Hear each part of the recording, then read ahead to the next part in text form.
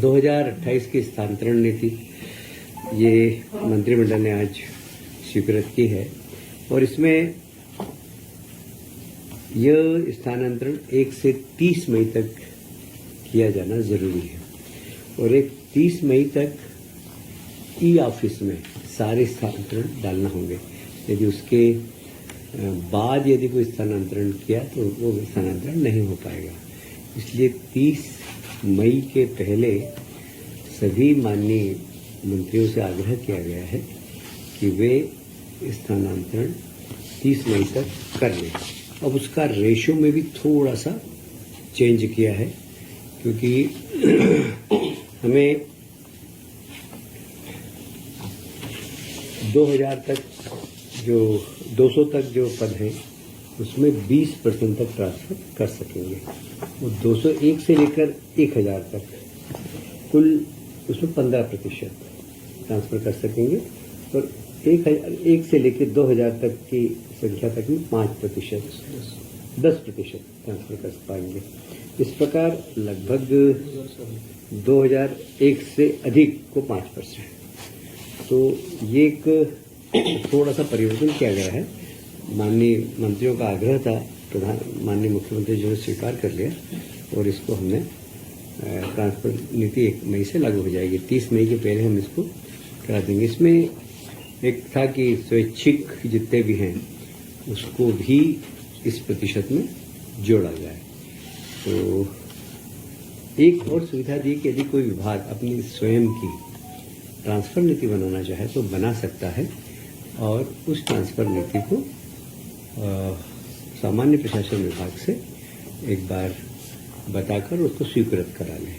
तो विभाग अपनी सुविधानुसार ट्रांसफर नीति भी बनाने के अधिकार आज कैबिनेट ने दिए। उसमें परसेंटेज लागू नहीं होगा? यही परसेंटेज लागू होगा। इसका ड्यूरेशन वही रहेगा 31 में? वही होगा। 30 बट ये तो कॉन्ट्रोडिक्शन नहीं होगा जो आपकी यूनिटी और परसेंटेज का हमेशा कुछ समझ मतलब थोड़ा क्लियर दीजिए। नहीं, ऐसा है कि पॉलिसी तो यही रहेगी। इस पॉलिसी के साथ साथ ही अब कहीं स्वैच्छिक का परसेंटेज ज्यादा हो गया तो फिर स्वैच्छिक अगर ज्यादा हो गए तो वो भी इसमें संख्या अगर जुड़ गई तो जो वास्तव में जिनका ट्रांसफर करना उनका ट्रांसफर नहीं हो पाएंगे। तो इसलिए कुछ इस प्रकार का बैलेंस करना पड़ेगा कि स्वैच्छिक ट्रांसफर भी हो और विभाग जिसको चाहे उसको भी ट्रांसफर हो। तो इसलिए इसको प्रतिस्पर्धा में हम लाए केंद्र सरकार से और इसलिए इस पर माननीय प्रधानमंत्री जी का भी बड़ा ध्यान है और हमारे मुख्यमंत्री जी का भी बड़ा ध्यान है कि कैसे भी ये बहुत जल्दी स्टेब्लिश हो और यहाँ पर लोगों को रोजगार मिल सके। नरवाई पराली जलाने के लिए कड़ाई से सरकार ने निर्णय लिया क्योंकि पर्यावरण काफ़ी प्रदूषित हो रहा है।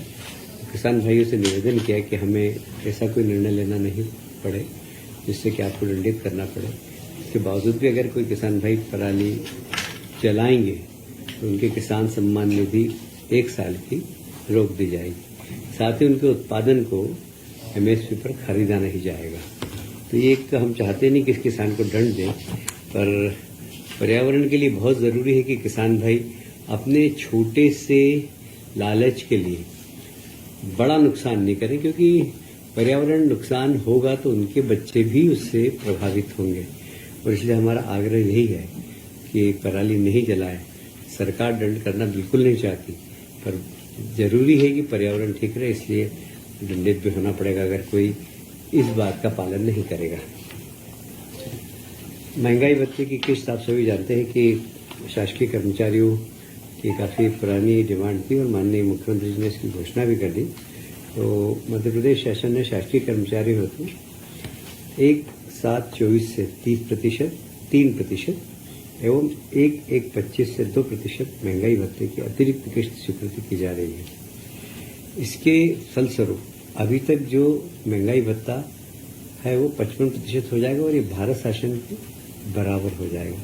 और इसलिए महंगाई भत्ता मध्य प्रदेश वो राज्य है जो केंद्र सरकार के बराबर महंगाई भत्ता हमारे यहाँ के कर्मचारियों को दे रहा है। आपके ऊपर बोझ कितना है? मेरे कैलकुलेशन तो किया नहीं अभी, लगभग 3,500।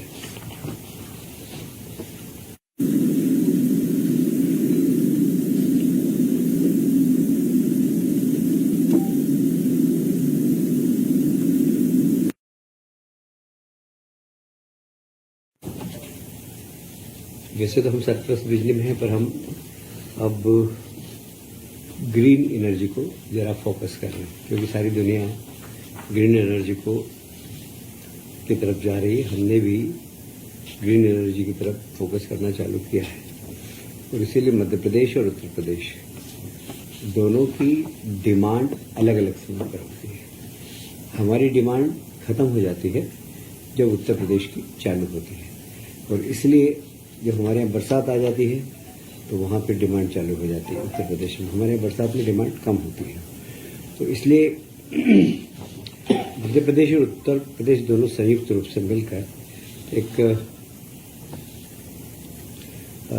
2000 मेगावाट का सोलर पार्क बना रहे हैं, जिसमें 1000 तो कंपोजिट, जिसमें भंडारण की क्षमता होगी, और 1000 मेगावाट को खर्च कर सकेंगे। इस प्रकार 2000 मेगावाट का सोलर प्लांट मध्य प्रदेश और उत्तर प्रदेश के साथ संयुक्त रूप से मिलकर बनाने की योजना है। और इसमें लगभग इस प्रोजेक्ट में वैसे लगभग इस प्रोजेक्ट में कितना लगेगा? 3000 मेगावाट है टोटल। 3000 मेगावाट है। एक तो 1000 तो कैपेसिटी भंडारण और 2000 सोलर है जी। लोकेशन शायद भिंड के आसपास, मुरैना के आसपास। बंटवारे का प्रतिशत जब जितकी डिमांड होगी उतनी उसको डिमांड दे देंगे। परसेंटेज तय नहीं है। हाँ, मतलब ये तो दोनों सरकार अपनी ही है, इसलिए सर ये पेंशनर्स के लिए दिए जा रहा है, पता है तुझे अभी?